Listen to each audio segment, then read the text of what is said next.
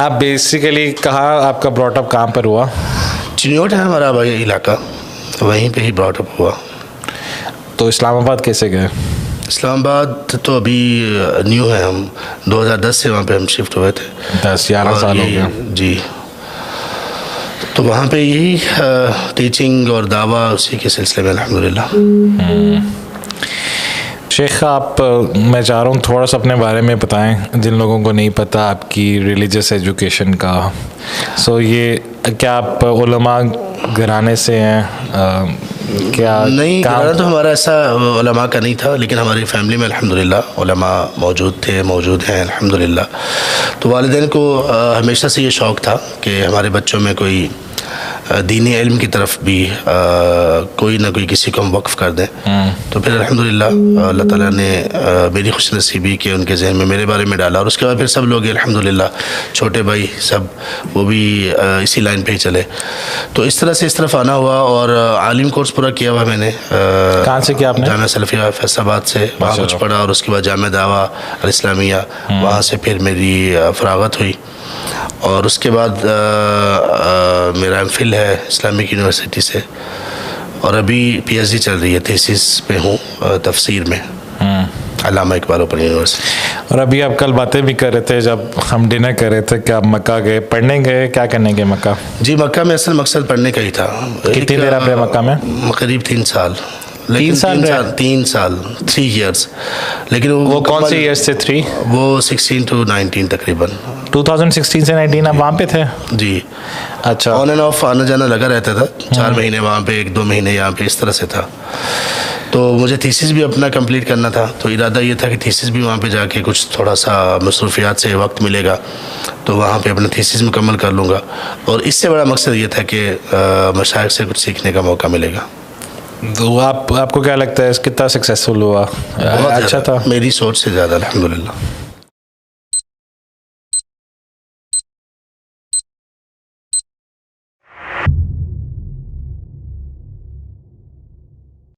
अस्सलाम वालेकुम रहमतुल्लाहि व बरकातुहू। वालेकुम अस्सलाम व रहमतुल्लाहि व बरकातुहू। वेलकम शेख अब्दुल जब्बार। जज़ाकल्लाह खैरन। कैसा रहा आपका लाहौर का स्टे? अल्हम्दुलिल्लाह चल रहा है अभी, और अच्छा चल रहा है अल्हम्दुलिल्लाह। तो आप इधर क्या करने आए हैं? लाहौर क्यों आए हैं? बस आगे वैसे ही, असल में कुछ अरसे के बाद ना ज़रूरत पड़ती है कि आदमी रीबर्थ ले। तो जिसने लाहौर नहीं देखा वो जगह ही नहीं है, तो हर कुछ अरसे के बाद ना इसलिए थोड़ा सा ज़रूरत पेश आती है। जनरली हमें एडवाइस मिलती है कि इल्म हासिल करना है तो ये अरब ममालिक चले जाएँ, इजिप्ट चले जाएँ, फिर मोरक्को चले जाएँ। तो ये नहीं कि क्या इसका उतना बेनिफिट होता है लोकल एरिया से? बहुत ज़्यादा। भाई ये बड़ा टेक्निकल सा सवाल है, और वो उन सवालात में से है जिनको हम लोगों ने ना बिल्कुल इग्नोर कर रखा है। इल्म के लिए सफ़र बहुत ज़्यादा ज़रूरी है। हम लोगों में बहुत सारे कभी कभी इश्यूज सिर्फ इस वजह से पैदा होते हैं कि हमारे असातिज़ा ज़्यादा नहीं होते। किसी आपको लगता है जैसा पाकिस्तान में कम उस्ताद हैं? नहीं, पाकिस्तान में भी बहुत असातिज़ा हैं। अभी तो मैं यहाँ से शुरू कर रहा हूँ कि आपको इल्म के लिए, तलबे इल्म के लिए सफ़र करना चाहिए, आपको घर से निकलना चाहिए। वो आपके घर से निकलने के बाद 1 किलोमीटर के डिस्टेंस पे है, 10 किलोमीटर के डिस्टेंस पे है, 1000 किलोमीटर के डिस्टेंस पे है। तो आप देखें कि आप किस तरफ आपकी रग़बत है, इल्म के किस डोमेन की तरफ, तो आप उसको हासिल करने के लिए निकलें। थोड़ा सा तन्हाई का भी वक्त आपको मिले, अपने घर में ही रह के आप इल्म हासिल करेंगे, ये भी बहुत अच्छा और आजकल हो रहा है अल्हम्दुलिल्लाह, आसान हो गया। लेकिन इस इल्म की यानी तलबे इल्म की ये जो आसानियाँ हैं, उसके बाद फिर प्रोडक्शन हमारी बहुत कम हो गई है। मेरा ख्याल है जो एक इल्म की पुख्तगी होती है ना, वो लाइफ से ही होती है। जब आप किसी शेख के साथ पढ़ें, उसके साथ बैठें, जी ऐसे ही, ठीक है। ऑनलाइन में ना आप थोड़ा सा एम्बिग्विटी में ही रहते हैं, थोड़ा सा कन्फ्यूजन में ही रहते हैं, या कोई अगर अगला कोई और नैरेटिव दे जो आपने सुना हो उसके अगेंस्ट हो, तो शायद आप उस तरह डिफेंड नहीं कर पाते। असल में ना ये ऑनलाइन से ज़्यादा इशू ये इस चीज़ का है, ये वाली चीज़ें वो लोग जो ऑनलाइन नहीं पढ़ते, फिजिकली अपने टीचर्स के पास जाते हैं, पढ़ते हैं, उनमें भी ये इश्यूज आते हैं। इशू असल में ये नहीं, प्रॉब्लम ये नहीं है। तो ऑनलाइन लर्निंग में और इसमें क्या पॉइंट ये है कि इल्म की पुख्तगी नहीं हासिल करते, ना ऑनलाइन ना ऑफलाइन। ऑनलाइन में हम लोग चाहते हैं कि बस शॉर्ट कोर्सेज करें, और फिर ऑनलाइन ही पढ़ते हुए जितना वक्त देना चाहिए हमें वो नहीं देते। इसी तरह जो फिज़िकली जाकर पढ़ते हैं अपने टीचर से, असातिज़ा से, वो भी उतना वक्त नहीं देते।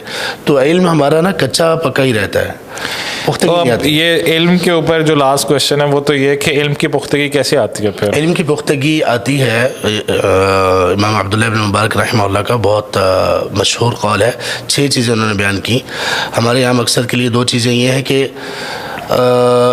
सुनना, हिफ्ज़ करना चीज़ों को, और उसमें एक बड़ी अहम चीज़ ये है कि तूलुल मुलाज़मा। तूलुल मुलाज़मा का मतलब ये होता है कि एक लंबे अरसे तक अपने मशाइख से मुताल्लिक़ रहना, सीखने के एतबार से। ठीक है, आप किताबों मर किताबें पढ़ें अपने मशाइख से, लेकिन मसला ये है कि अब जो लोग दीन का काम करने वाले हैं, ख़ासतौर पे नई नई जो ऑर्गेनाइजेशंस हैं, उनमें ये कमी देखने में आ रही है कि वो कोई एक बुक भी नहीं पढ़ पाते किसी एक शेख से। यानी कि एक बुक स्टार्ट करें, उसको पूरा एंड करें जी, और फिर नई बुक स्टार्ट करें। और मैं हमेशा ये कहता हूँ कि जो दावा में लोग चल रहे हैं वो ख़ास तौर पर, और हर एक मुसलमान शख्स, वो मेल हो या फ़ीमेल हो, उसे ये चाहिए कि किसी पुख्ता उस्ताद से, आलिम दीन से एक मरतबा कुरान करीम की मुकम्मल तफसीर पढ़े, सही ज़बरदस्त करके, और इसी तरह से हदीस की कोई एक किताब जामे पूरी पढ़े, सही बुखारी, सही मुस्लिम, तिरमिज़ी वगैरह, और इसी तरह से अकीदे की बुक्स कुछ पढ़ ले। फिर इंशाल्लाह उसको इस्लाम की जो पूरी एक सूरत है ना, वो उसके सामने वाज़े हो जाएगी, और इंशाअल्लाह वो कभी भी फितनों का शिकार नहीं होगा। वो फितने जो डाउट्स के फितने हैं, शुकूक शुबहात दीन में जिसकी वजह से पैदा होते हैं, उन फितनों का शिकार नहीं होगा। तो ये आम लोगों के लिए भी है, लेकिन हमारे जो दीनी ऑर्गेनाइजेशंस में लोग हैं वो भी इसमें कमी कर रहे हैं, तो उनको ये कमी नहीं करनी चाहिए। तो इंशाल्लाह फिर इल्म जो है ना वो पुख्ता होता है। और ये अगेन वो सिर्फ ऑनलाइन पढ़ें या किसी आलिम के पास जाके जैसे मुयस्सर हो। अगर आपके पास कोई उलमा ऐसे हैं आपके करीब मौजूद हैं और आप जा सकते हैं, तो फिर आपको ज़्यादा फ़ायदा किस में होगा? जाहिर है कि वहाँ बैठ के होगा। बहुत सारी चीज़ें उसमें इन्वॉल्व होती हैं, बहुत सारा कुछ है। आप यहाँ अपने घर में बैठ के पढ़ रहे हैं, आपको इसका भी फ़ायदा होगा, लेकिन आपका घर से निकलना, आपका कदम उठाना, आपका वहाँ पे इस कस्द, इस नीयत से जाना कि आप वहाँ जाकर इल्म हासिल करने वाले हैं, ये सब चीज़ें आपकी नेकियों के मीज़ान में डाली जाएंगी। और फिर इसमें एक जिसको हम कहते हैं ना कि एक एहतिमाम ज़्यादा है इसमें। आपको पता है कि मैं किस लिए निकला हूँ, फोकस रहता है, फोकस्ड आदमी रहता है, और कंसंट्रेशन उसका लेवल उसका बड़ा अप होता है, उसका मोरल बड़ा हाई होता है कि मैं। मेरा ख्याल है क्लास में बाकी लोग जो क्वेश्चंस पूछ रहे थे उसका भी बहुत फ़ायदा होता है, क्योंकि वो आपके दिमाग में क्वेश्चन नहीं आ रहे होते। तो क्लास के अतबार से वो बहुत सारी चीज़ें फ़वाइद की क्वेश्चन से फ़ायदा होता है। किसी को कोई चीज़ समझ ना आई, उसको दोबारा से उस्ताद ने समझाया, उससे फ़ायदा होता है। अच्छा शेख, आज का जो हमारा टॉपिक है वो बहुत ज़्यादा इंटरेस्टिंग है, क्योंकि लास्ट हमने शेख सैफुल्लाह के साथ शादी के बारे में डिस्कस किया था। तो हमारे काफ़ी यंगस्टर्स हैं इधर भी, काफ़ी लोग जो लेक्चर सुनने आते हैं, तो उन्हें पता चल जाता है, वो जब कहते हैं ना कि हमने आपसे प्राइवेटली मिलना है, तो उनमें से अक्सर क्वेश्चंस आपने भी देखा होगा वो शादी के अराउंड ही रिवॉल्व कर रहे होते हैं। ठीक है, 2-3 इस तरह के क्वेश्चंस होते हैं, लेकिन मेरा हाल है 50 to 60% क्वेश्चन यही होते हैं कि उससे शादी करना चाहता हूँ या मेरे पेरेंट्स नहीं मान रहे या स्टफ लाइक दैट। फिर ऐसे भी लोग होते हैं जिनकी शादी हुई होती है, लेकिन वो शादी के अंदर भी काफ़ी ज़्यादा डिफ़िकल्टी फेस कर रहे होते हैं, और वो भी फिर शयूख से पर्सनली मिलना चाहते हैं और डिस्कस करना चाहते हैं अपनी प्रॉब्लम्स। अब जितनी मैंने रिसर्च की और जितने मैंने लोगों से पूछा, हमें कोई मतन किसी हदीस का ऐसा नहीं मिलता कि सास में या बहू में कोई लड़ाई हो रही हो, ठीक है, या रसूल सल्लम ने कुछ कहा हो, मेरे तो इल्म में मुझे नहीं पता चला।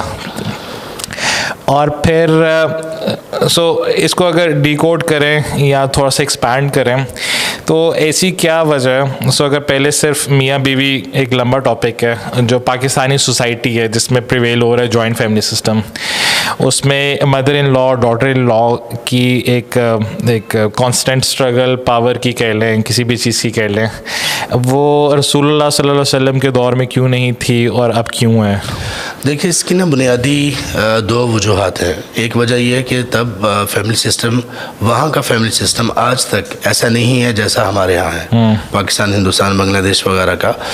हमारे यहाँ ज़्यादातर जॉइंट फैमिली सिस्टम है। ठीक है, मोर देन 80% लोग आज भी जॉइंट फैमिली सिस्टम में रहते हैं, खासतौर पे जो देहाती इलाके हैं और इस तरह के जो रूरल एरियाज़ हैं, वहाँ पर ऐसा नहीं था, आज तक यही है। इसलिए सास बहू की लड़ाई नहीं, जब सास बहू ने इकट्ठे नहीं होना और कभी कभी एक दूसरे से मुलाकात करनी तो लड़ाई नहीं होगी, पहली बात। दूसरी बात ये कि अगर वहाँ जॉइंट फैमिली सिस्टम होता भी तो तब भी जो तरबियत उनकी की गई थी और जिस तरह से उन लोगों ने इस्लाम को कबूल किया, तो ये चीज़ें इस तरह से कभी सामने ना आती, इतनी ज़्यादा ना उलझती। हमारा मसला ये है कि एक तो हमारा जॉइंट फैमिली सिस्टम ये बड़ा इशू है और इसको बड़ी सीरियसली इस पर गौर करना चाहिए वालिदैन को भी, जिन्होंने अपने बेटे की ख़ास तौर पे शादी करना होती है, और इस पर तरबियत करनी चाहिए उलमा को भी कि कौन सा आइडियल फैमिली सिस्टम कौन सा है। असल में लोग इसको ना इफ़रात व तफरीद पे लेते हैं फरीद भाई। कुछ लोग ये कहते हैं कि जब हम ये कहते हैं कि सेपरेट फैमिली सिस्टम होना चाहिए तो कुछ वालिदैन को इसकी वजह से कुछ नागवारी महसूस होती है, इनसिक्योरिटीज होती है कि हमारा कौन ख्याल रखेगा, हम अकेले रहेंगे। ये उसके मुनाफी नहीं है। देखें, अगर तो सूरत हाल ऐसी है कि उनका ख्याल रखने वाला कोई और नहीं है तो फिर बेटे की जिम्मेदारी है ये। नहीं तो हम एक आइडियल सिनेरियो डिस्कस करते हैं ना, जिस तरह एक मियाँ बीवी हैं जिनके 5-6 बच्चे हैं, ठीक है, कुछ बेटी हैं कुछ बेटे हैं, राइट। अब बच्चे अपनी वाइफ्स के साथ बिजी हो गए, फिर औरतें अपने हस्बैंड्स के साथ बिजी होगी, तो एक पेरेंट्स की तरफ से जो इनसिक्योरिटी आती है कि हम अकेले हो गए, क्या वो वैलिड इनसिक्योरिटी है या ये this is a way of life, ये इसी तरह होना था? देखिए, और उम्र के साथ साथ ना चीज़ें ऐसे ही चलती हैं। हमारी अपनी ज़िंदगी में ज़िंदगी का जो चाम होता है वो जवानी में जितना ज़्यादा होता है ज़्यादातर, वो बुढ़ापे में तो नहीं हो सकता ना। इसी तरह से लोगों से मेल मुलाकात, लोगों के साथ उठना बैठना, आना जाना, ये सब चीज़ें जवानी में ज़्यादा होती हैं, बुढ़ापे में चीज़ें कम रह जाती हैं। फिर मसरूफियात का भी एक फैक्टर है। आपके बच्चे जब छोटे थे तो आपके और उनके दरमियान कोई तीसरा नहीं था। जब उनके दरमियान तीसरी कोई चीज़ आना शुरू हो गई, वो उनकी जॉब हो, वो उनकी कोई और मसरूफियत हो, वो उनकी शादी हो, वो उनके बच्चे हों, तो जाहिर है कि फिर उनका हिस्सा डिवाइड हो जाएगा। और ये हिस्सा डिवाइड अल्लाह ने खुद किया है। एक आदमी पर जिस तरह से उसके वालिदैन के हुकूक हैं, उसकी बीवी के हुकूक हैं, उसके बच्चों के हुकूक हैं, तो ये सब चीज़ें साथ साथ लेकर चलना होंगी हमें। तो इसमें असल जो बात है ना वो ये कि तरबियत नहीं है, पता नहीं है। शेख, मेरा ख्याल है कि ये जो एक इनसिक्योरिटी है, ऑल्दो ये नेचुरल है, लेकिन शायद पेरेंट्स रेडी भी नहीं है इस तरह। यही तो बात की, तरबियत की यही बात की ना। वो ये नहीं कि चाहते तो हैं बच्चों की शादी हो जाए, लेकिन उसके साथ जो एक लाइफस्टाइल चेंज होगा वो उसके लिए रेडी भी नहीं होते। रेडी भी नहीं है। ये काफ़ी बड़ा प्रॉब्लम है जी। अच्छा, अब काफ़ी लोगों का डिफरेंट ओपिनियन होते हैं जब कहते हैं जॉइंट फैमिली सिस्टम की डेफिनेशन क्या है। So what is a joint family system? Is it living? Family system ये है कि एक खातून बीवी वो सिर्फ अपने खावंद के अंडर ना हो, बल्कि उस पर कुछ और लोग भी उसको कहने वाले हों, उसे हुक्म देने वाले हों, कुछ और लोगों की रिस्पॉन्सिबिलिटीज़ भी उस पर आ जाएं।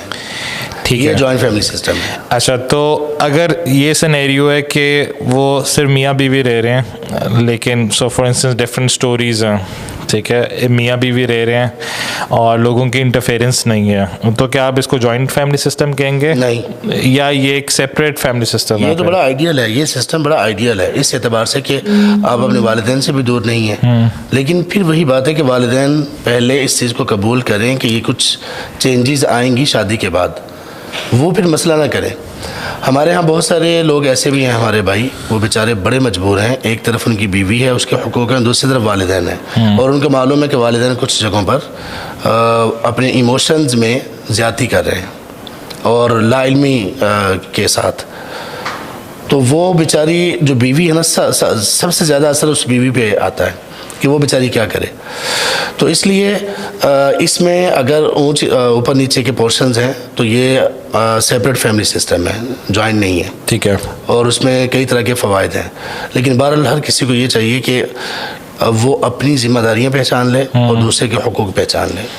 अच्छा, यहाँ में ना एक थोड़ा सा सेंसिटिव इशू हो जाता है। सो फॉर इंस्टेंस जब उलमा ये कहते हैं कि आपके जो मदर इन लॉ हैं या फादर इन लॉ हैं उनकी कोई रिस्पॉन्सिबिलिटी नहीं है, तो अक्सर काफ़ी घरों में मैंने इस तरह लड़ाइयाँ भी देखी हैं जहाँ पे एक इस्लामिक खातून कहती है कि मेरी तो कोई ज़िम्मेदारी नहीं इन पे, और हस्बैंड कहता है कि नहीं आप ही की ज़िम्मेदारी है, आप मेरी अम्मी के साथ ये सलूक नहीं करती, वो सलूक नहीं करती।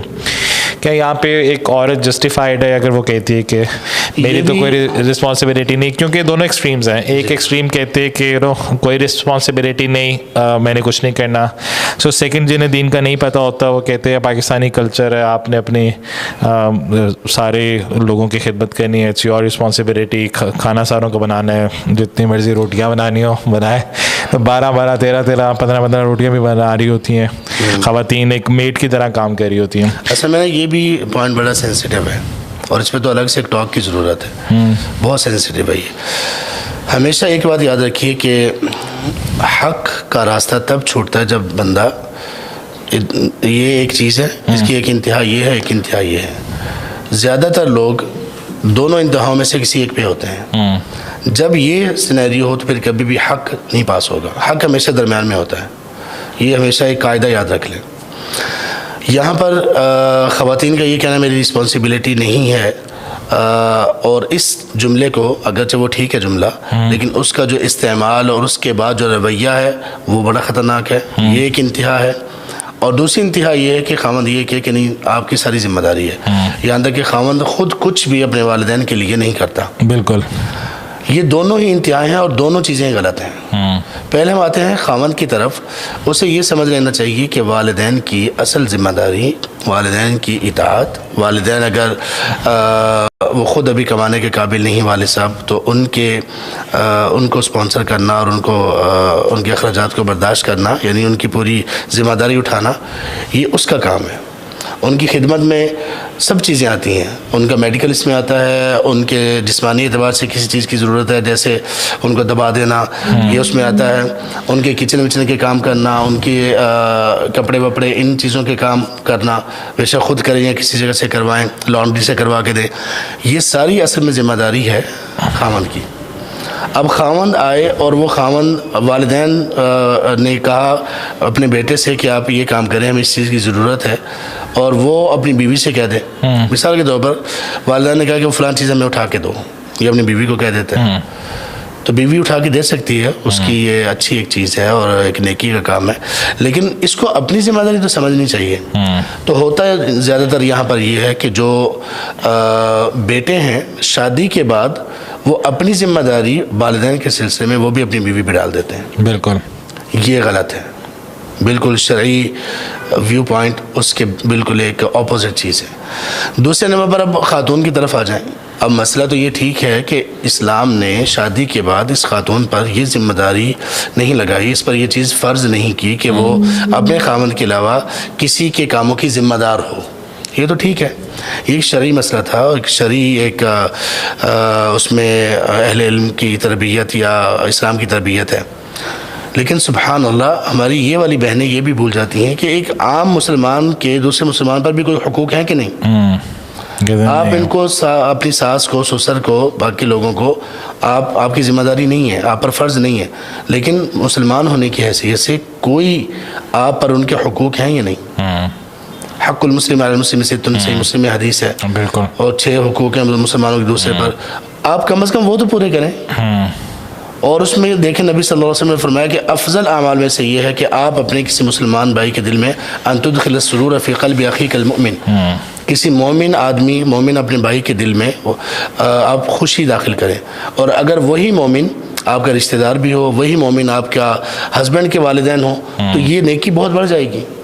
इसी तरह से किसी के काम आना, एक छोटा सा काम करना, आप सल्लल्लाहु अलैहि वसल्लम ने तो ये फरमाया कि किसी का एक छोटा सा काम कर देना, तबरानी वगैरह में यह हदीस है, वो मुझे इससे ज़्यादा महबूब है कि मैं खाना काबा में हजर अस्वद के पास 20 रातों का एहतिकाफ़ करूँ। यानी 2 ऑप्शन मेरे पास हों, 20 रातों का एहतिकाफ़ खाना काबा के पास, हजर अस्वद के पास, मस्जिद हराम में, जहाँ एक नमाज के रिवॉर्ड में 1 लाख नमाज़ों का आपको मिलता है रिवॉर्ड। बिल्कुल।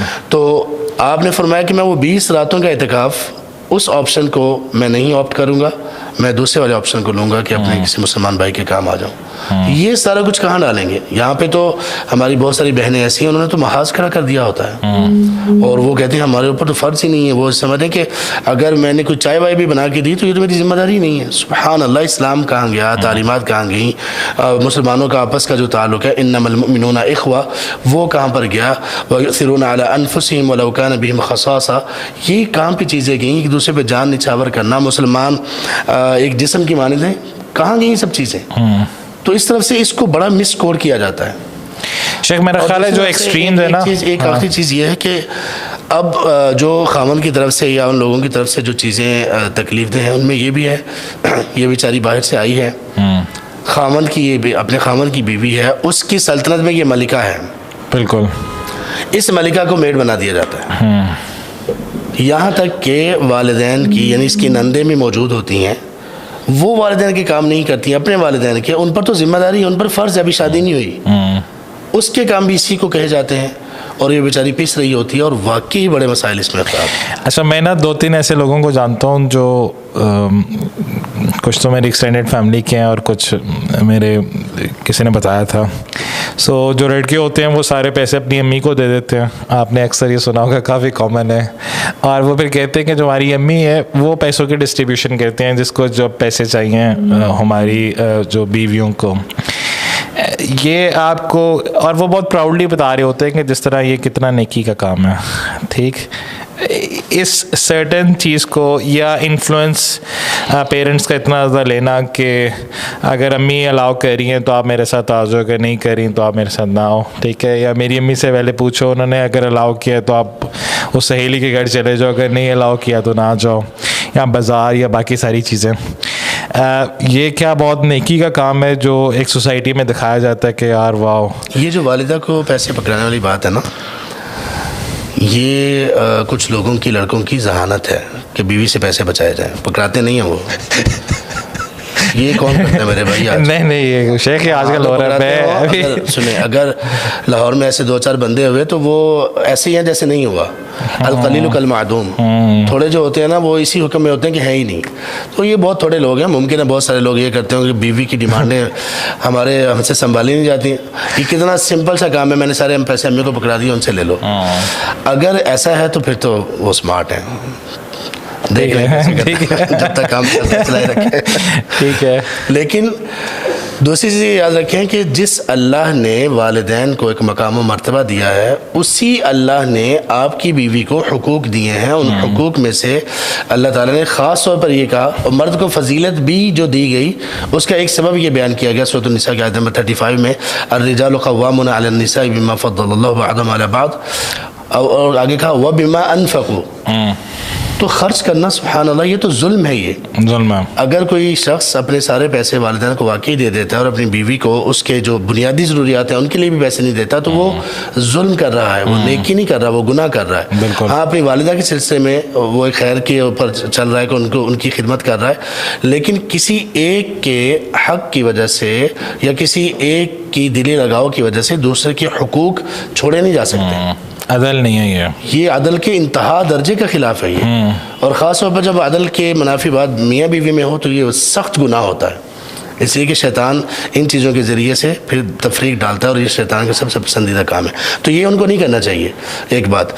दूसरी बात ये कि इसमें भी तरबियत का मामला है। सुभान अल्लाह, कितनी अजीब बात है कि खावंद और बीवी घर से निकल रहे हैं और कोई घर में कोई तीसरा बंदा ये कि कहाँ जा रहे हो तुम दोनों अकेले, चलो अपने भाई को ले जाओ, अपनी बहन को ले जाओ। बिल्कुल, अल्लाह अकबर, यार वो बीवी है उसकी, उसका लिबास है, उन्होंने जाके वहाँ पे जाके कोई सब्ज़ी थोड़ी काटनी है बीवी ने, और खामद ने कहना आप सब्ज़ी काटो, मैं आपके लिए वो पानी वानी लाता हूँ, आप धो के रखो और मैं बर्तन आपको पकड़ाता हूँ।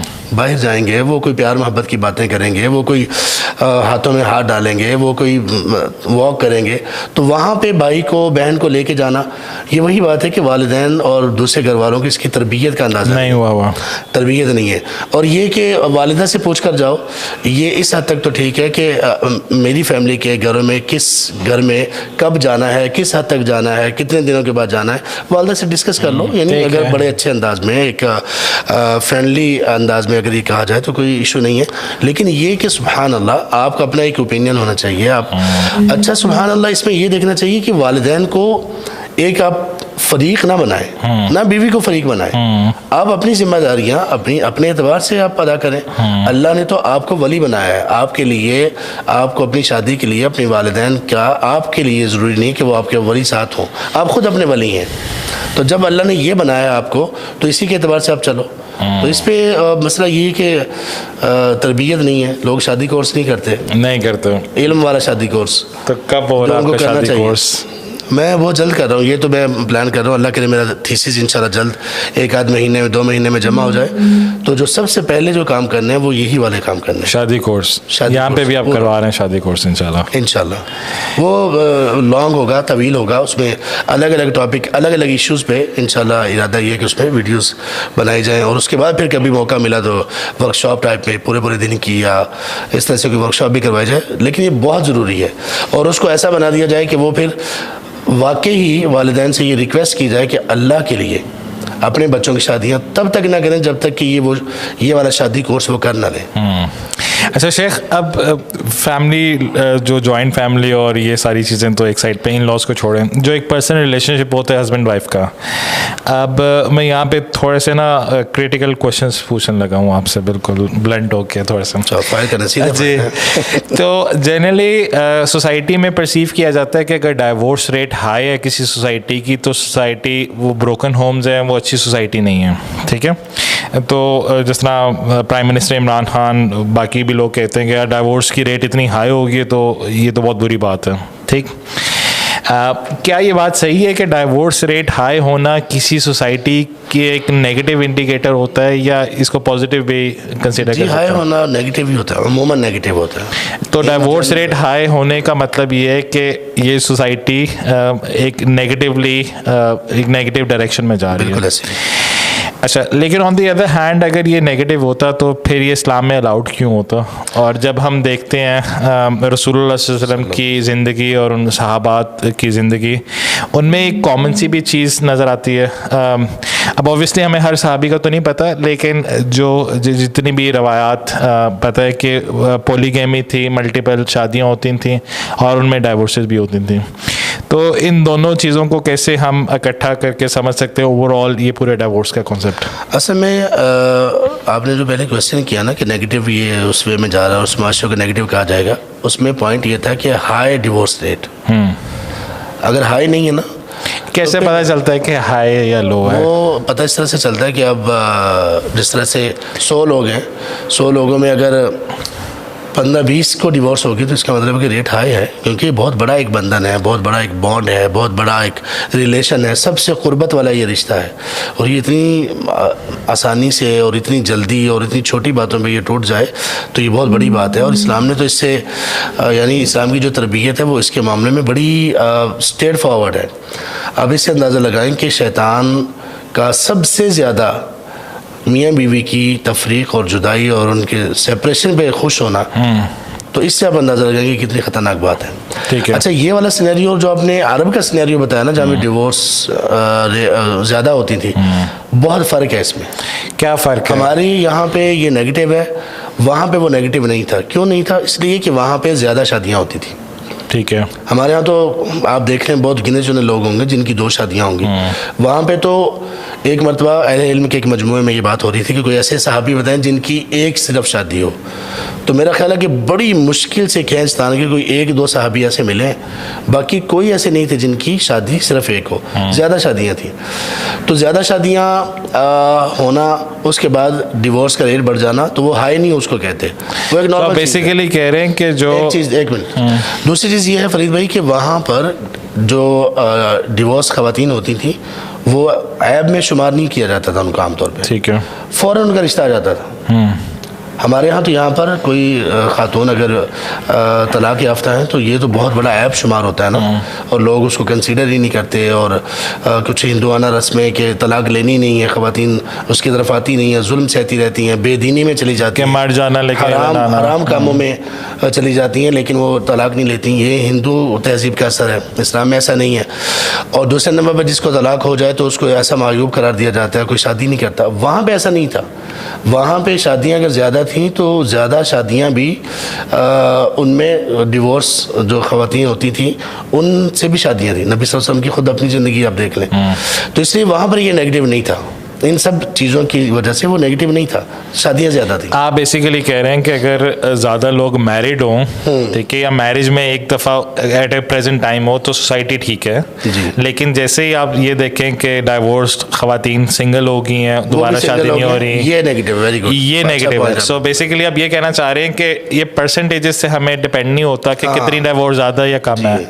यहाँ पे वेरी तो डिवोर्स जो यहाँ पे है ना, उसका मतलब ये कि वो सिंगल हो चुके हैं। हाँ। वहाँ पे ऐसा नहीं होता था। आज किसी को डिवोर्स हुई है और इद्दत में ही इशारे मिलना शुरू हो जाते थे कि फलां चाह रहा है, फलां चाह रहा है। ये लिटरली ये मौजूद था, सहाबा में भी मौजूद था। तो मेरा ख्याल है इसलिए जो डाइवोर्स को हमने एक टैबू बनाया हुआ है ना हमारी सोसाइटी में, क्योंकि मैंने लास्ट भी 2-3 पॉडकास्ट में डिस्कस किया था, मैं आजकल ना वो क्रिमिनल रिपोर्ट्स आती है ना डिफरेंट चैनल्स की, वो पढ़ रहा होता हूँ। अब उसमें एक चीज़ बहुत कॉमन है हस्बैंड वाइफ में कि वो डाइवोर्स की तरफ नहीं जाते, लेकिन वो उसका एंड रिजल्ट ये होता है कि किसी ने दूसरे का कत्ल कर दिया होता है या बच्चों को मार दिया होता है, स्टफ लाइक दैट। ये एक बड़ा कॉमन सा पैटर्न है कि मेरे हस्बैंड डोमेस्टिक वायलेंस करते थे तो मैंने तंग आके अपने बच्चों को भी मार दिया और उन्हें भी मार दिया, स्टफ लाइक दैट। अच्छा, तो ओवरऑल जो डाइवोर्स होना है वो कोई इतनी नेगेटिव या टैबू चीज़ नहीं है? नहीं, ऐसा नहीं है, बल्कि डिवोर्स देखें शरीयत का हिस्सा है ना। इसके बारे में एक रिवायत भी पेश की जाती है कि ना अबग़दल हलाल इलल्लाह तलाक, कि अल्लाह को हलाल चीज़ों में सबसे ज़्यादा जो चीज़ नापसंदीदा है वो तलाक है।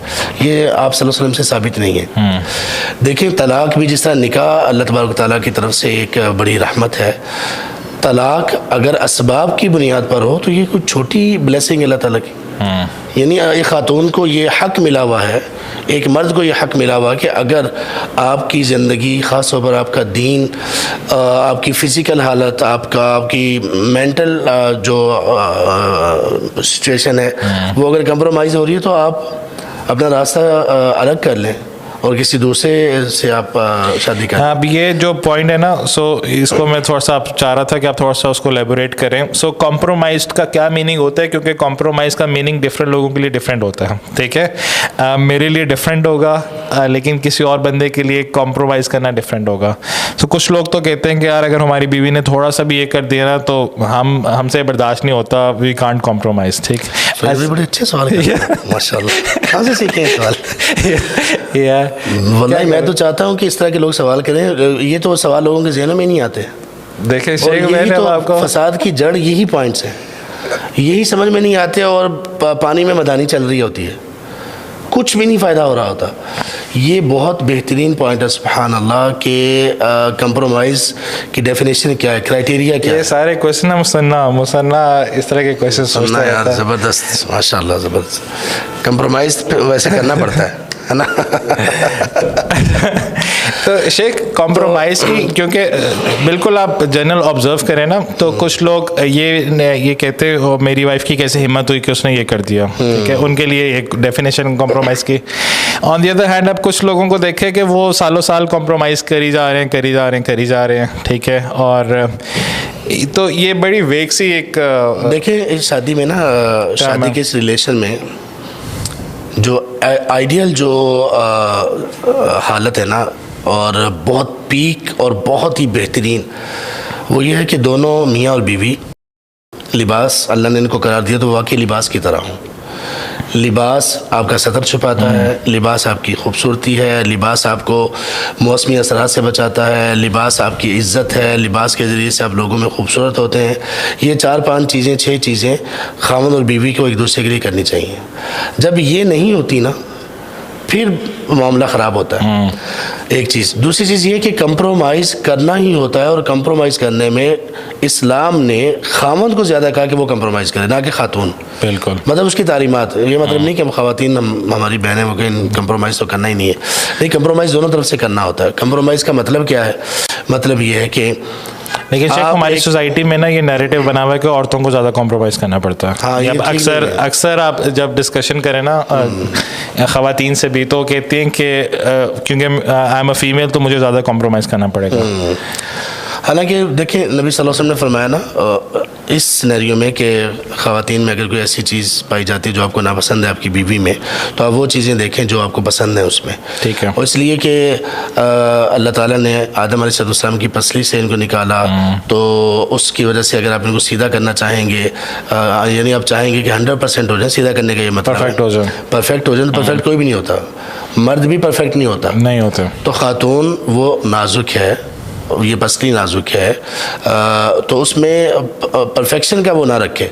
जब परफेक्शन पर हम नहीं जाएंगे तो कंप्रोमाइज़ आ जाएगा। ठीक है, कंप्रोमाइज़ तब नहीं होता जब हमने कहना कि नहीं, हमने क्वालिटी पर तो कंप्रोमाइज़ है ही नहीं, तो फिर तो आप भी फेल हो जाओगे, मैं भी फेल हो जाऊंगा, अपनी बीवी की नज़र में, बीवियों की नज़र में मैं भी फेल हो जाऊंगा, आप भी फेल हो जाओगे।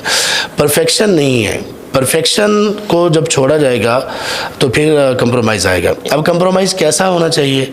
कंप्रोमाइज़ ये होना चाहिए कि अगर बीवी से कभी कोई ऊंच नीच होगी, कोई मामूली बात होगी, मिसाल के तौर पर कभी आपने कुछ तकाजा किया, कोई चीज़ बनाने का कहा, कोई चीज़ लाने का कहा, वो अपनी थकन की वजह से या अपनी मूड उसकी वजह से उसमें कोई कोताही होगी, कर तो दिया उसने काम, लेकिन उस तरह से ना किया जैसे आपको पसंद था या जैसे आप चाह रहे थे, ये है कंप्रोमाइज़। यानी कंप्रोमाइज़ को आप यहाँ पर बर्दाश्त का नाम और टॉलरेंस का नाम दे सकते हैं कि आप लेकर चलें, बल्कि इस मौके पर उसका साथ दें। इसी तरह बीवी कंप्रोमाइज़ करे, बीवी कंप्रोमाइज़ किन चीज़ों में करे? इस चीज़ में कंप्रोमाइज़ करे कि ज़्यादा डिमांड ना करे। हालांकि ये कंप्रोमाइज़ भी इसको कहा जा सकता है, लेकिन ये तो बुनियाद, इसकी शादी की बुनियाद ये है कि वो अपने खामन पर ज़्यादा बर्डन ना डाले। अगर उसका खाना पीना पहनना शेल्टर है ये पूरा हो रहा है ना, तो बाकी सब चीज़ें आगे हैं ख्वाहिशात, जो मटीरियलिस्टिक वांट्स हैं, मटीरियलिस्टिक वांट्स हैं। और हमारे यहाँ जब ख़वातीन को कंप्रोमाइज़ का हम कहते हैं ना, तो इस चीज़ में कंप्रोमाइज़ है। अच्छा, अब ख़वातीन कंप्रोमाइज़, हमारी जो बहनें, आप ठीक कह रहे हैं कि ज़्यादातर वही कह रही होती हैं कि मुझे कंप्रोमाइज़ करना पड़ रहा होता है। सबसे बैड वर्स्ट कंप्रोमाइज़ ये है कि कोई बीवी अपने खामद के सिलसिले में उसकी बेदीनी को कंप्रोमाइज़ करे। शुरू से, निकाह होने से पहले से लेकर जब आपने स्पाउस को चूज़ किया, बीवी खामद दोनों के सिलसिले में, लेकिन जो कि बीवियाँ यहाँ उसके इन्फ्लुएंस में होती हैं खामद के, तो बहुत सारी बातें मान भी लेती हैं। खामद अगर दीनदार है तो बीवी भी ज़्यादातर बहुत अच्छी दीनदार बन जाती है, कुछ केसेस में वो नहीं भी बनती। तो जिस खातून ने अपने खामद के सिलसिले में दीन के मामले में कंप्रोमाइज़ किया, और दीन के मामले में सबसे बड़ी बात यह है कि वो नमाज नहीं पढ़ता। जो शख्स नमाज नहीं पढ़ता उसका इस्लाम से ताल्लुक़ नहीं है कोई भी। आप सल्लल्लाहु अलैहि वसल्लम ने फरमाया, जिसने एक मरतबा एक नमाज जानबूझ के छोड़ी, वो इस्लाम से निकल गया, खारिज हो गया, खरज अनिल मिल्ला, ये अल्फाज हैं आप सल्लल्लाहु अलैहि वसल्लम के। इस पे कंप्रोमाइज़ चल रहा है। कुछ ख़वातीन कंप्रोमाइज़ कर रही हैं, उनके खामन हैं वो हराम रिलेशन में हैं, बिल्कुल डेट वगैरह जाते हैं। नहीं, बदकारी तक बात पहुँची। ठीक है, एक तो डेट है और एक उससे भी आगे के नेक्स्ट लेवल। हाँ, तो वो कहती हैं कि ये कंप्रोमाइज़। और कुछ इस मामले में बड़ी एक बगावत का रवैया इख्तियार करती हैं हमारी बहनें। वो ये कहती हैं कि आप रिलेशन रख लो, शादी और ना करो। ये हमारा एक अलग टॉपिक है, एक से ज़्यादा शादियों वाला। इस मामले में भी अल्लाह करे कि हम ईमान कबूल कर लें, हम सब लोग, मर्द भी और ख़वातीन भी, और इसको समझ भी लें, ना ये कोई खेल तमाशा है, ना कोई ये आयाशी है, ये अल्लाह की उस शरीयत का एक हिस्सा है जो शरीयत इंसानों की सरासर भलाई पर मबनी है। जो एक से ज़्यादा शादी है ना, वो अगर एंड पे टाइम मिला तो मैं थोड़ा सा डिस्कस करूँगा। करेंगे इंशाल्लाह। नहीं अभी नहीं करेंगे, बाद में करेंगे, ये अलग टॉपिक है। मैं इसको पूरा ज़रा कर दूँ फरीद भाई। अच्छा, ये जो कंप्रोमाइज़ है ना, ये वर्स्ट कंप्रोमाइज़ है। आपको अगर भूखा रहना पड़ जाए, किसी खातून को, हमारी बहन को, 1-2 दिन, आपको अगर बहुत अच्छे कपड़े नहीं मिल रहे, आप किसी खाते पीते घराने से आई हैं, आपके खामद के पास इतने वो नहीं है, इतने रुपए नहीं है कि वो आपको इतना अच्छा स्टैंडर्ड दे सके, आप इस पे कंप्रोमाइज़ करो, कोई मसला नहीं है। और इस पे परेशान ना हो, क्योंकि कपड़ों की वजह से इज़्ज़त अगर हमने अपनी करवानी है तो ये हमारी इज़्ज़त नहीं है, कपड़ों की ही इज़्ज़त है। कपड़े नहीं होंगे तो इज़्ज़त हमारी गई बस। हमारी इज़्ज़त हमारा वजूद, हमारा अखलाक और हमारा किरदार है, उसकी वजह से इज़्ज़त होनी चाहिए। तो लेकिन जब बात आती है दीनदारी पर सारी ख़वातीन अक्सर सिवाय चंद एक के वो कंप्रोमाइज़ कर रही हैं। और जहाँ बात दुनियादारी पे आती है, जहाँ पे इस्लाम कहते हैं कंप्रोमाइज़ करो, वहाँ पे कंप्रोमाइज़ नहीं हो रहा होता। बिल्कुल, ये इश्यूज़ हैं। शेख, अगर जिस तरह आप काफ़ी लोगों की काउंसलिंग भी करते होंगे, आपको क्या लगता है कि जो कॉमन इशू है सिर्फ हस्बैंड वाइफ में, जिसमें इन लॉज इन्वॉल्व नहीं है, सिर्फ दो लोगों में जो कॉमन इश्यूज हैं, वो क्या कॉमन इश्यूज हैं? एक तो आपने कहा फाइनेंशियल के वाइफ की एक्सपेक्टेशंस मटेरियल दुनिया की ज़्यादा हैं और वो हस्बैंड अफोर्ड नहीं कर सकता, और ये हो गया।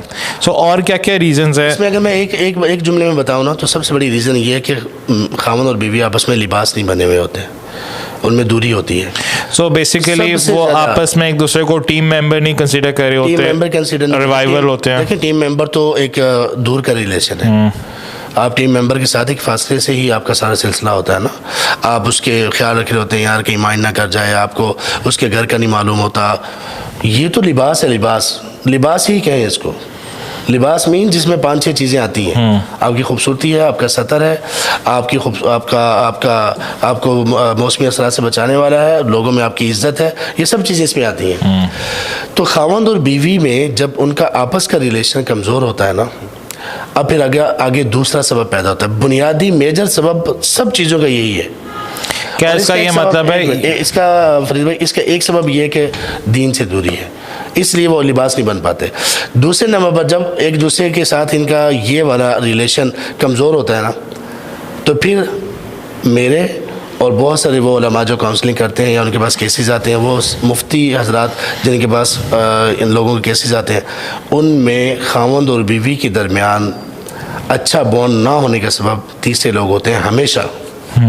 वो कभी लड़की के वालिदैन बहन भाई, कभी लड़के के वालिदैन बहन भाई, कोई ना कोई तीसरा शख्स होता है। जब आपने गैप दे दिया ना, जब आप लिबास नहीं बनोगे ना फरीद भाई, जब आप लिबास नहीं बनोगे, लिबास के दरमियान जब गैप आ गया तो फिर कुछ भी आ सकता है। शेख, अब कुछ सिनेरियोज में फाइनेंशियल कोई प्रॉब्लम नहीं है, किसी और तरह की कोई प्रॉब्लम नहीं, ठीक है, कोई किसी को मारपीट नहीं रहा, लेकिन एक एलिमेंट ऑफ मिसट्रस्ट है बगैर किसी रीज़न के, और एक मिस जजमेंट है। तो हस्बैंड कहते हैं कि मैंने एक्चुअली ये कहा था, मेरी वाइफ को ये सुनाई दिया, ठीक है, या उसने जो मीनिंग उससे ड्राइव किया है वो कुछ और है। और सिमिलरली वाइफ कहती है कि मेरा कहने का ये मतलब था और मेरे हस्बैंड ने इसको इस तरह परसीव किया। और इन रीजंस की वजह से एक रोज़ की डिबेट होना या आर्गुमेंट होना, क्या ये ऐसा सिनेरियो जिससे डाइवोर्स लेने नहीं चाहिए, या ये क्यों होता है? सो जब आप कहते हैं ना कि एक बंदा रिलीजियस हो या दीनी हो, तो कई दफ़ा आपको अपेरेंटली लगता है यार दोनों ही दीनी है, दोनों का अल्लाह सुब्हानहू व तआला के साथ कनेक्शन बहुत अच्छा है, लेकिन जो उनकी आपस में केमिस्ट्री है ना वो मैच नहीं कर रही। सो अब ये केमिस्ट्री का कैसे पता चलता है कि ये मैच कर रही है या नहीं कर रही? देखिए, ये जो चीज़ें ना, इसकी वजह से तो डिवोर्स नहीं लेनी चाहिए। ये वो इश्यूज़ हैं जिनका सलूशन है, ये काबिल हल मुश्किलात हैं, लेकिन हम लोग इन मुश्किलात को सबसे पहले डायग्नोस नहीं कर पाते कि असल प्रॉब्लम है कहाँ पे। दूसरे नंबर पर फिर उसका जो असल सलूशन है ना, उसकी तरफ नहीं आते। ये दो सबब हैं। इन दो सबब की बुनियाद क्या है वो मैं आपको बताता हूँ। पहला जो सबब है ना कि हम डायग्नोस नहीं कर पाते, उसमें खामद और बीवी में ये वाली जो चीज़ें आपने बताई ना, रोज़ाना ही आर्गूमेंट हो रहा है और रोज़ाना ही चीज़ें हो रही हैं। एक तो है कि उनमें कम्युनिकेशन गैप है, वो कुछ कह रहे हैं, वो कुछ समझ रही है, वो कुछ कह रही है और वो कुछ समझ रहा है। वो एक बात बड़े सादा अंदाज में किसी ने कही होती है, अगरचे उसमें कोई बात, कोई एलिमेंट ऐसा होता है जो ठीक नहीं होता, मुनासिब नहीं होता, मुनासिब नहीं होता, लेकिन बीवी को या खामद को लगता है इसने तो बहुत बदतमीजी कर दी मेरे साथ। अब ये भी गैप है उन दोनों के दरमियान।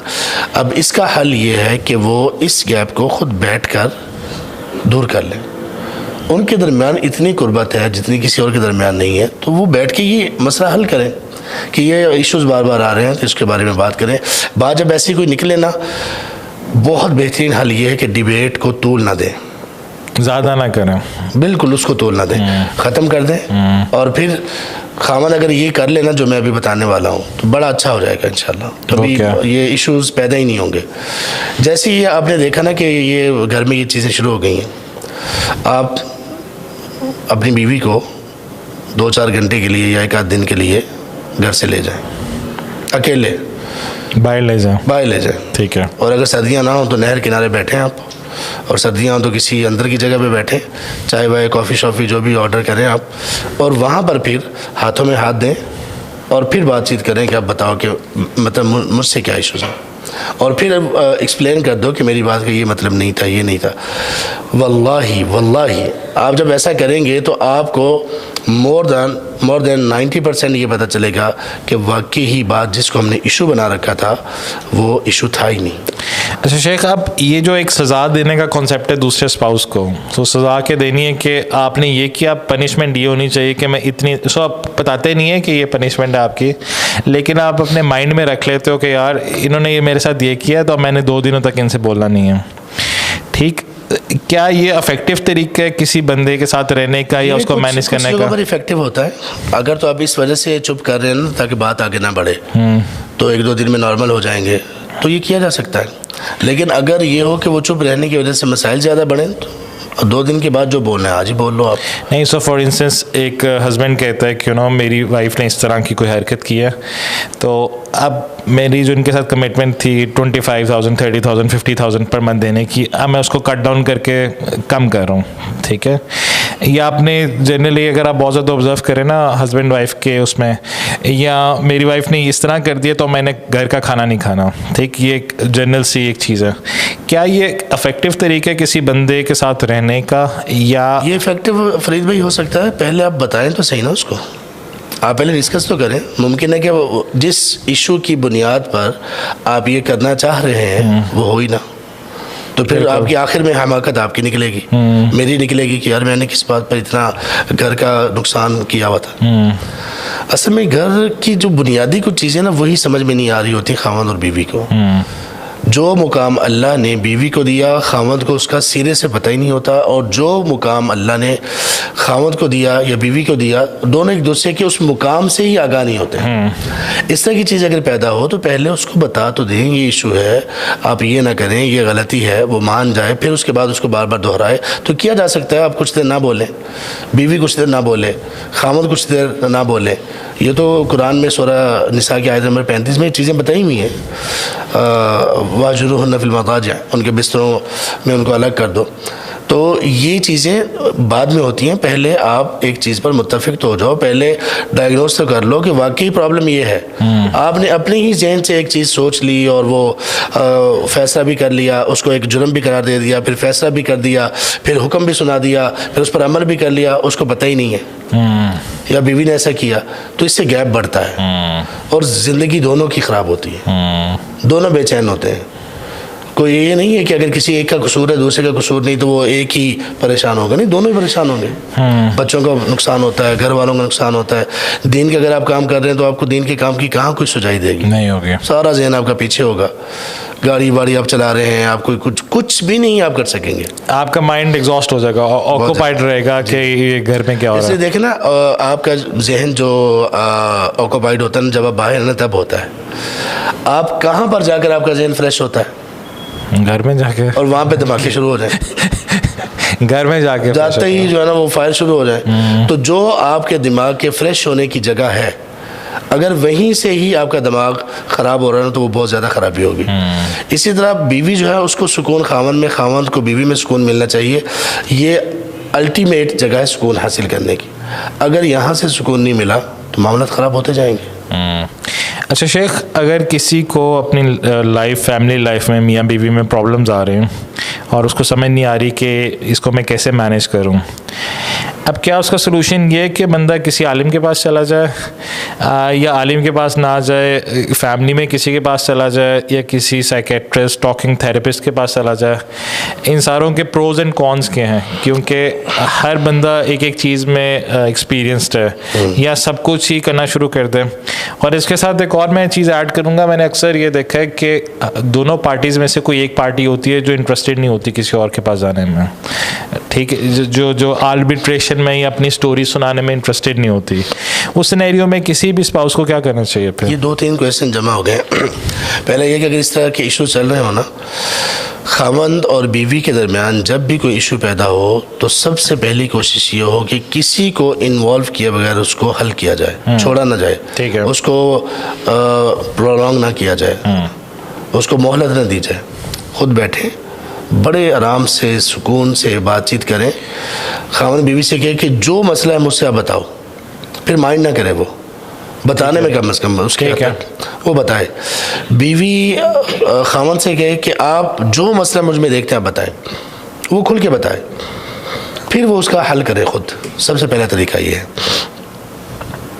दूसरे नंबर पर यह है कि अगर ये सिलसिला नहीं ऐसे हल हो रहा और इश्यूज चल रहे हैं, तो फिर वो किसी ऐसे बंदे का इंतखाब करें जो इन दोनों के नज़दीक काबिल एहतराम है ख़ानदान में से, ठीक है, और उससे फ़ैसला ना करवाएं, बल्कि उससे ये कहें कि हमारे दरमियान कुछ इस तरह की चीज़ें चल रही हैं, तो आप हमें इस सिलसिले में ना नसीहत कर दें। ये दूसरी चीज़ है।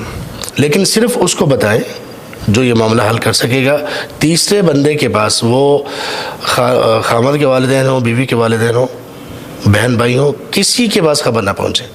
हमने ये देखा है कि मियाँ बीवी के दरमियान जो फासले बढ़ते रहते हैं, उसका सबब ये होता है कि ये अपने मामलात में इस्लाह के लिए इन्वॉल्व किसी को करते नहीं हैं, लेकिन एक दूसरे के ऐब और एक दूसरे की चीज़ें, शिकवे शिकायत बहुत ख़ानदान में फैला देते हैं। बीवी है अपनी बहनों को बता रही है, वालिदैन को बता रही है, खामद है अपने भाइयों को, अपनी बहनों को, वालिदैन को बता रहा है, तो बेचारा दूसरा जो स्पाउस है वो बदनाम हुआ होता है एक साइड पर। अच्छा, लेकिन शेख अब इसमें एक ये वाला एलिमेंट भी है कि अगर मियाँ या बीवी हर स्ट्रेस अपने अंदर ही रखें, आपको एक कैथार्सिस होता है ना कि जितने लोगों से डिस्कस करोगे आपका दिल ज़रा हल्का हो जाएगा, तो मेरा ख्याल है प्रॉबेबली शायद लोग इसलिए बता देते हैं। गलत करते हैं ना। सबसे पहले वो दिल में ना रखें, आपस में एक दूसरे के सामने बयान करें। दूसरा ये है कि फिर ऐसे शख्स को जो समझदार हो, ख़ानदान में इल्म रखता हो, खैर खा हो, उसके सामने डिस्कस करें, किसी और को ना बताएं। फिर ये अगर ये भी मरहला नाकाम होना, तो फिर किसी थेरेपिस्ट के पास ना जाएं। वो क्यों? आप थेरेपिस्ट के इतने अगेंस्ट क्यों हैं? नहीं, मैं इतना तो नहीं, लेकिन चले क्यों ना जाए? अगर एक बंदा कहता है कि एक थेरेपिस्ट के पास जाने से नहीं, सो बेसिकली अगेंस्ट होना, एक गलत मैंने वर्ड पिक कर लिया, सॉरी, ठीक है, उसके लिए आप सॉरी शेख, राइट। थेरेपिस्ट के पास जाने से आपको क्या इसमें नुकसान क्या नज़र आ रहा है कि वो मिसगाइड करेगा या क्या करेगा? मियाँ बीवी के जो मामला है ना, ये फिज़िकल इश्यूज़ नहीं है, ठीक है, ये शरई इश्यूज़ हैं, मेंटल इश्यूज़ हैं और शरई इश्यूज़ हैं। और शरई इश्यूज़ अगर ये थोड़े से इनको टाइम ज़्यादा दिया जाए और इनको सॉल्व ना किया जाए, तो फिर ये स्ट्रेस का बायस बनते हैं और फिर बीमारी बनती है। तब आप किसी थेरेपिस्ट के पास जा सकते हैं, तब आप किसी से मेडिकली इसको चेक करवा सकते हैं, लेकिन इससे पहले ये सॉल्व हो जाता है। आलमी दीन के मैंने इसलिए कहा कि बहुत सारे लोग, खामद और बीवी, अपना घर ख़राब कर लेते हैं, डिवोर्स तक बात पहुंच जाती है, डिवोर्स हो जाती है, ख़ानदान अलग हो जाते हैं, बच्चे सफ़र करते हैं और ज़िंदगी अजीरन हो जाती है। उसमें सिर्फ़ जो कमी रह जाती है ना, बाकी सब चीज़ें हो जाती हैं, कमी ये रह जाती है कि आप उलमा के पास नहीं जाते, वो उलमा जो इस तरह के फ़ैसले करने के अहल हों। एक खातून का मैं बताता हूँ, उन्होंने किसी से अपने खामन के बारे में मशवरा किया कि मैंने ऐसे दीन की बुनियाद पर शादी की, तो अभी ये इश्यूज़ मुझे आ रहे हैं।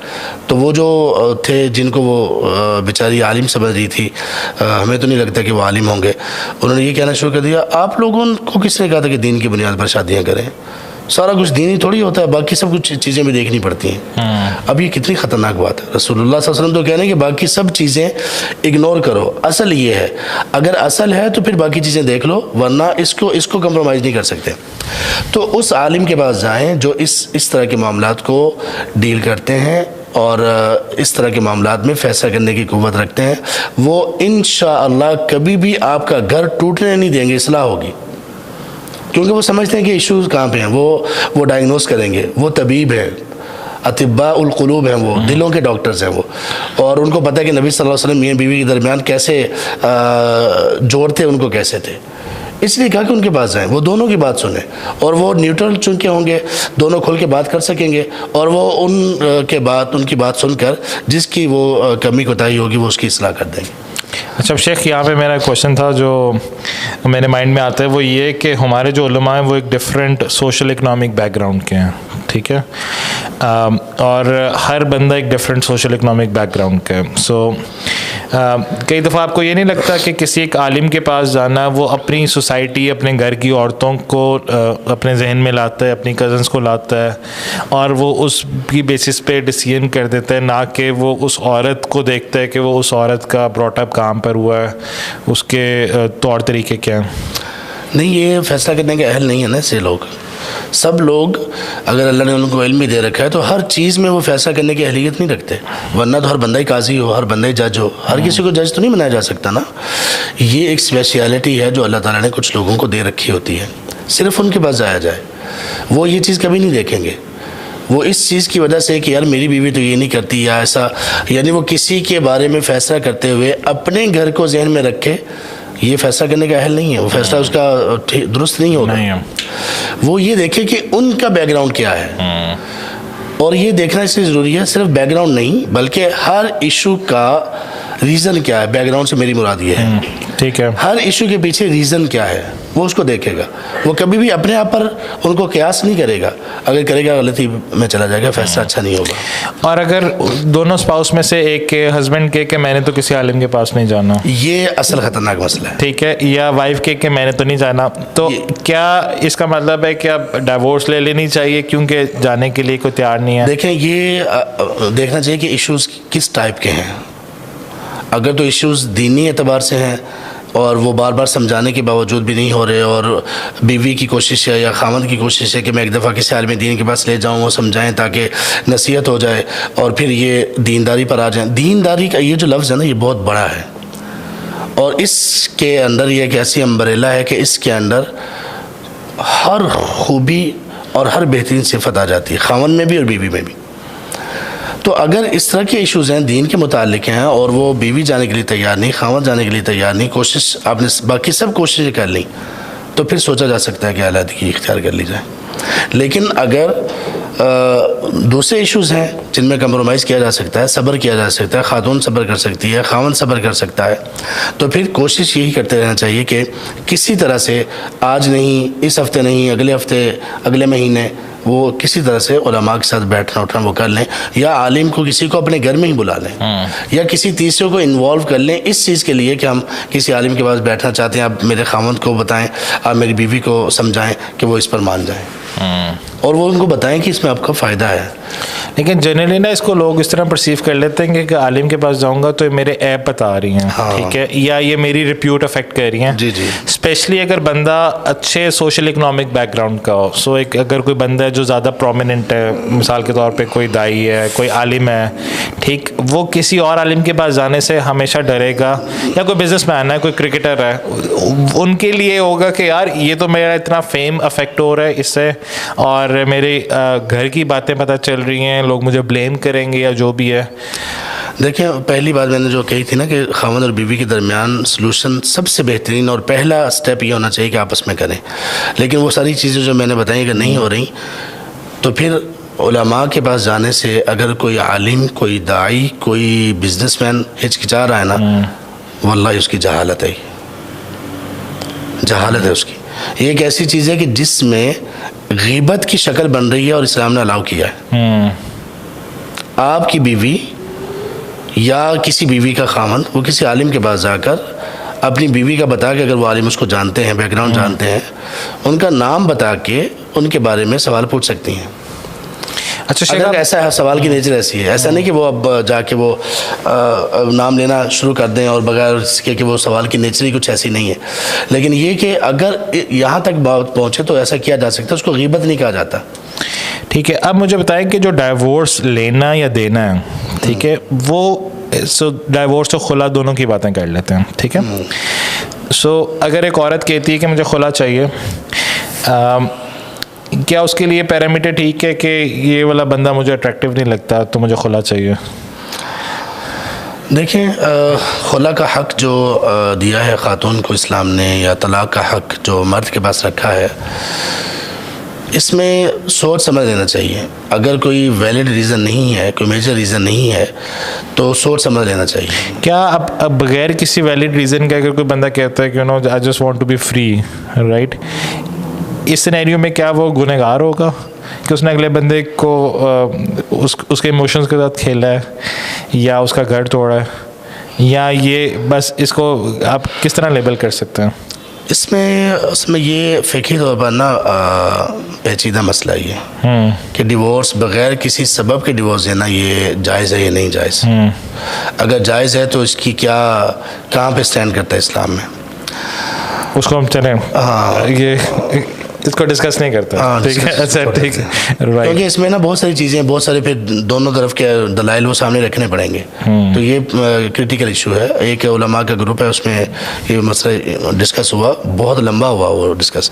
तो इसलिए ये भी उन चीज़ों में से जिनमें अलग से डिबेट होनी चाहिए, अलग से मतलब कि एक सेशन होना चाहिए। लेकिन इतना मैं कहता हूँ कि ये सिर्फ इस वजह से कि वो मुझे पसंद नहीं है और ऐसा है, इससे बच जाना चाहिए। अच्छा, अगर एक औरत कहती है कि ये मेरा जो हस्बैंड है ये मेरे पे डोमेस्टिक वायलेंस करता है, हाथ उठाता है या ये मुझे गालियाँ देता है, फिर उसकी जायज़ है खुला की डिमांड? उसका हल कर ले, अगर हल नहीं हो रहा तो जायज़ है। जायज़ है, बिल्कुल जायज़। ये तो मर्द की मर्दानगी के ख़िलाफ़ है ना। उमर रज़ी अल्लाह अन्हु से कुछ ऐसे अक़वाल मरवी हैं, कुछ हदीस में भी ऐसा इशारा मिलता है। ये मर्द की उस बुलंदी के ख़िलाफ़ है जो इस्लाम ने उसको दी है कि वो इस तरह से जुल्म करे।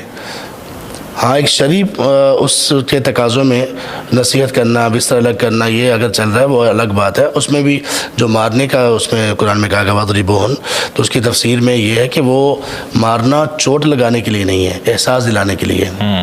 जैसे एक बंदा, अगर अल्लाह हम पर रहम करे, हाँ, इस उम्र में अगर मेरे वालिद मुझ पे सिर्फ हाथ उठाते हैं, ऐसे करते हैं, मारते नहीं हैं, तो मेरे लिए डूब मरने का मुकाम है। तो एक बीवी के ऊपर अगर खावंद सिर्फ ये कहता है कि मैं तुम्हें मारूंगा, सिर्फ ये कह देना बहुत बड़ी चीज़ है, हाथ उठा लेना बहुत बड़ी चीज़ है। तो इसलिए मुफस्सिरीन ने लिखा है कि मारने से मुराद ये कि मिसवाक के साथ थोड़ा सा ऐसे मार ले, सिर्फ उसके एहसास दिलाने के लिए कि तुमने खावंद को मजबूर कर दिया कि वो तुम्हें मारे। हड्डी बसनी नहीं उसकी एक करनी उसको।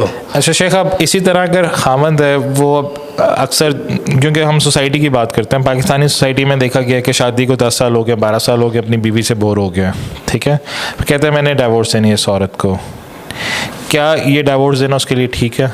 बोर किस वजह से? आउट ऑफ वैसे ही कि कुछ नया नहीं है, या आप अक्सर ऐसा नहीं करना चाहिए। इसका हल ये नहीं है ना, इसका हल ये नहीं है।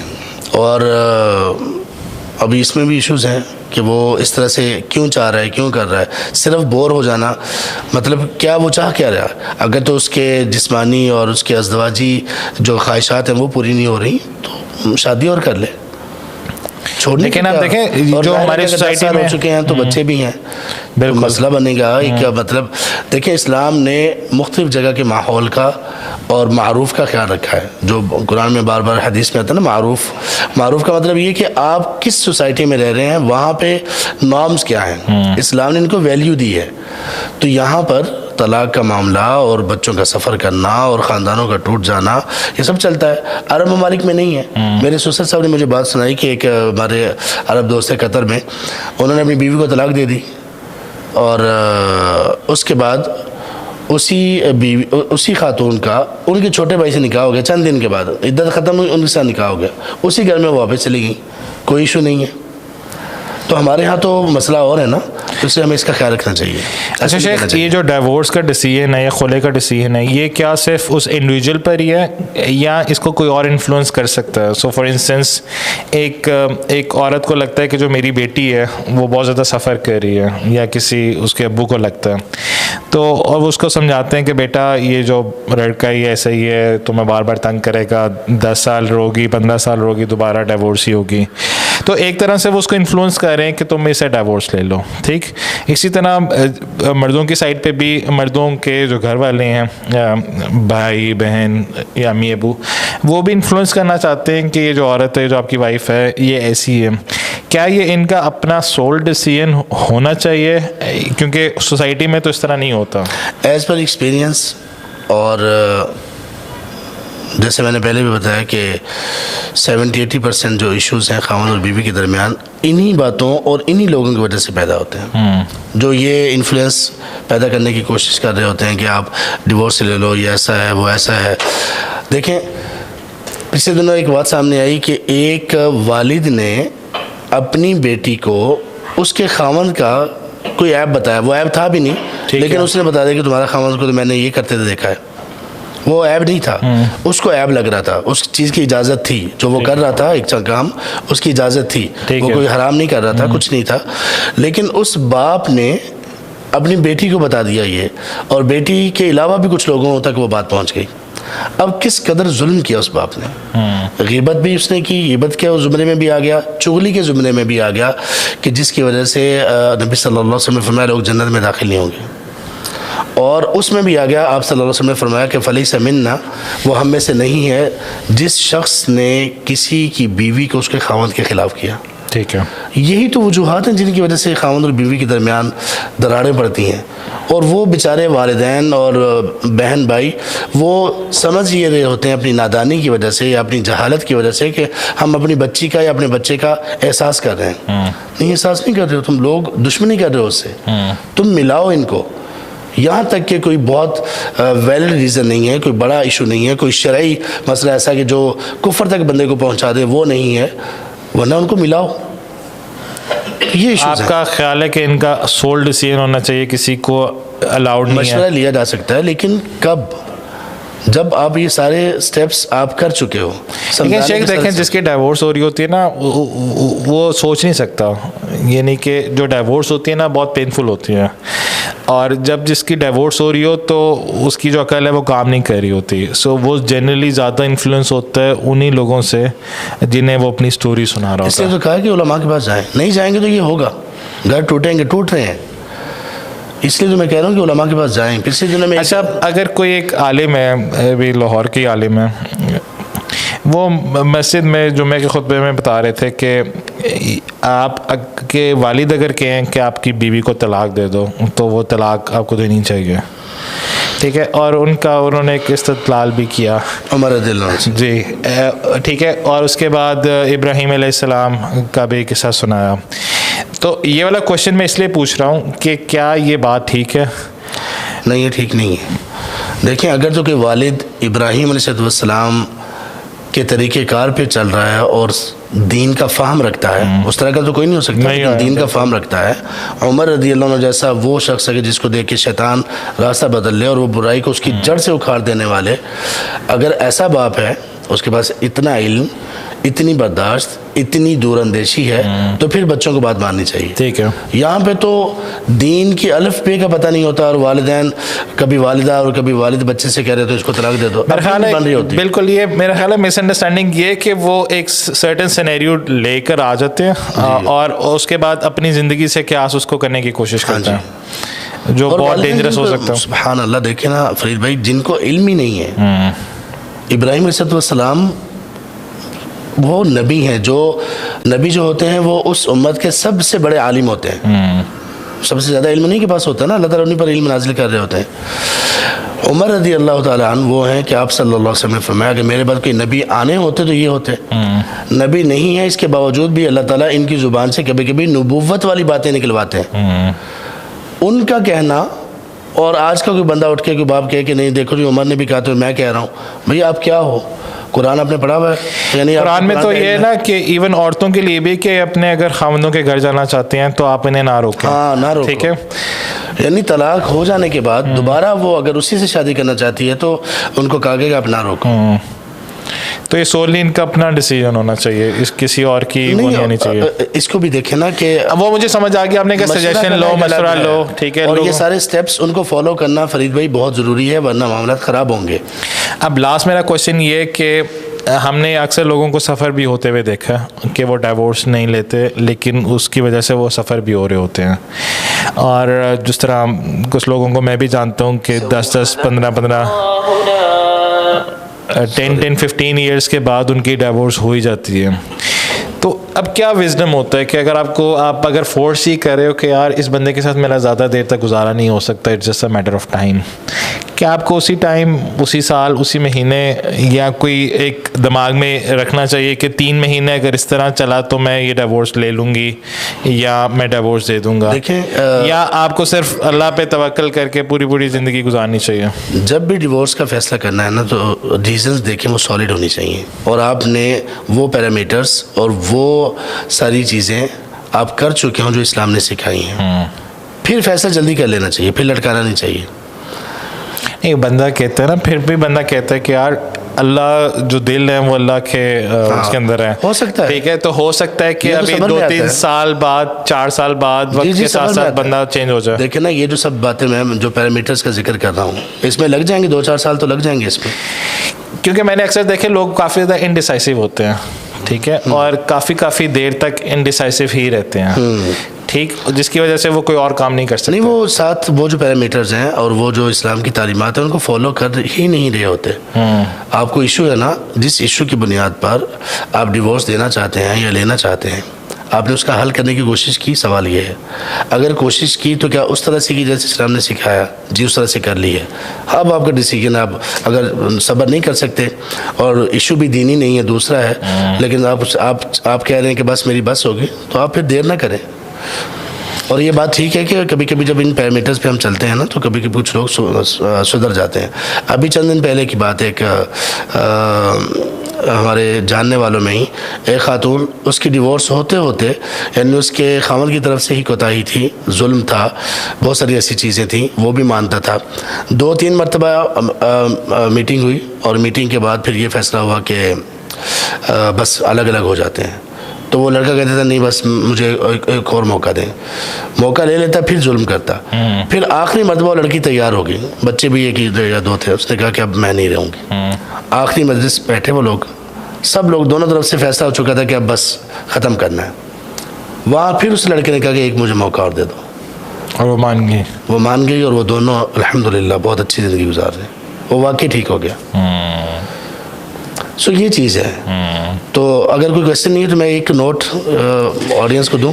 कोई क्वेश्चन नहीं, आप प्लीज़ ज़रूर। आप सबसे मैं एक रिक्वेस्ट करता हूं, खामद और बीवी के सिलसिले में आपका जो रिलेशन है ये सबसे ज़्यादा क़ुर्ब वाला रिलेशन है। अल्लाह सुब्हानहू व तआला ने एक मर्द पर सबसे ज़्यादा हक़ जिसका रखा है वो वालिदैन का रिश्ता है, लेकिन सबसे ज़्यादा क़ुर्ब जिसके साथ रखा है वो खामद और बीवी का रिश्ता है। और बीवी के लिए सबसे ज़्यादा जो शख्स काबिल एहतराम या जिसका हक़ सबसे ज़्यादा बीवी पर, वो उसके वालिदैन नहीं हैं बल्कि उसका खामद है। सबसे पहले मेरी आप सब लोगों को ये नसीहत है कि अल्लाह ने जो मकाम व मर्तबा जिसको दिया और जो जिसके हुकूक मुतय्यन किए, सबसे पहले वो सीख लीजिए और सीखने के बाद उनको फॉलो कीजिए, दोनों तरफ से, खामद भी और बीवी भी। दूसरे नंबर पर मेरी आप लोगों को नसीहत ये है कि जब मामलात ना सुलझ रहे हों, इश्यूज़ पैदा हो रहे हों, तो उलमा की तरफ ज़रूर रुजू कीजिए और अपनी बातों को, खामद और बीवी की आपस की जो बातें हैं उनको बहुत ज़्यादा लोगों में फैलाने, अपनी फैमिली में फैलाने से बिल्कुल इज्तिनाब करें, सिवाय इसके कि जो हल कर सकता है उसको आप बताएं, मशवरा लें और हल करवाएं। उलमा की तरफ रुजू ज़रूर करें, इंशाल्लाह घर बच जाएंगे। वो उलमा जो ये क़ुव्वत फ़ैसला रखते हैं और जो इस मामले में मारूफ़ हैं कि वो इस तरह की चीज़ें सुनते रहते हैं और वो करते रहते हैं, आपका घर बच जाएगा। वरना घर बहुत जल्द टूट जाएंगे, और अगर टूटेंगे नहीं तो वो एक बेसुकूनी और वो चीज़ जो इंसान को किसी जगह पर भी चैन नहीं लेने देती, वो आपकी ज़िंदगी का हिस्सा बन जाएगी और उसकी वजह से कई एक बीमारियाँ आएंगी। आखिरी मेरी नसीहत आप सब लोगों को ये है, खामद और बीवी को अल्लाह के लिए एक बेहतरीन उम्मत प्रोड्यूस करो। हमें बेहतरीन अफराद की ज़रूरत है, और वो बेहतरीन अफराद जो एक इनकलाबी काम करें और अल्लाह के लिए बहुत बड़ा काम करें, वो अफराद उन लोगों के घर से निकलेंगे जिन लोगों को, खामद और बीवी को, हर किसी के हुकूक का पता है और वो उन हुकूक को पूरा करने वाले हैं। अगर आप लोगों ने आपस में इसी तरह से ज़िंदगी गुजार दी, आपस में एक दूसरे से शिकवा और शिकायत में, तो याद रखिए हमें प्रोडक्टिव मुस्लिम नहीं मिल सकेंगे। तो उम्मत का नुकसान ना कीजिए, अल्लाह के लिए कंप्रोमाइज़ भी कीजिए, सब्र भी कीजिए, शुक्र भी कीजिए, अल्लाह से दुआ भी कीजिए, अल्लाह तबारक व तआला के जो बताए हुए तरीक़े हैं उन पर भी चलिए और अपने घर को खुशहाल बनाइए। वो शख्स जो आपके सुकून का बायस है, आप उसको तकलीफ़ ना दें, और आपको ख़ुद भी ये सोचना चाहिए कि मैं जिसके सुकून का बायस हूँ, अल्लाह ने मुझे बनाया, मैं उसके लिए कम से कम तकलीफ़ का बायस ना बनूँ। ये मुनासिब नहीं है कि आप बाहर लोगों के साथ बड़े अच्छे अखलाक से पेश आएँ और घर में आपका मामला अपने ज़ौज के साथ, अपनी बीवी खामद के साथ वो बड़ा तुरश हो, बड़ा करख्त हो, ये मुनासिब नहीं है। और अपनी बीवियों पर जुल्म करना, उनको मारपीट करना और उनको हमेशा दबा कर रखना और उनसे प्यार और मोहब्बत ना करना और बीवी का अपने खामद का एहतराम ना करना, इताअत और फरमाबरदारी ना करना, ये इंसानियत से निकली हुई चीज़ें हैं, इस्लाम तो दूर की बात है। इनको पहचानिए। ये आला जो अक़दार हैं अखलाक की, जिनको पूरी दुनिया में अखलाकी अक़दार कहा जाता है, इस्लाम तो बहुत अजीम चीज़ है। कम से कम इन अखलाकी अक़दार जो माशरे में होनी चाहिए, इनको अपना लीजिए, तो इंशाअल्लाह फिर ये घराना बड़ा ही पुरसुकून होगा, बड़ा खुशहाल होगा और बड़ी मोहब्बत पर ये नशो नुमा पाएगा। और फिर इस घराने से इंशाअल्लाह हमें उम्मीद है कि हमारी उम्मत को ऐसे अफराद मिलेंगे जिनसे अल्लाह ताला बहुत बड़े बड़े काम लेंगे। बारकल्लाहु फ़ीकुम, अस्सलामु अलैकुम रहमतुल्लाहि व बरकातुहू। जज़ाकुमुल्लाह खैर। भाई माशाल्लाह समझदार हैं आप।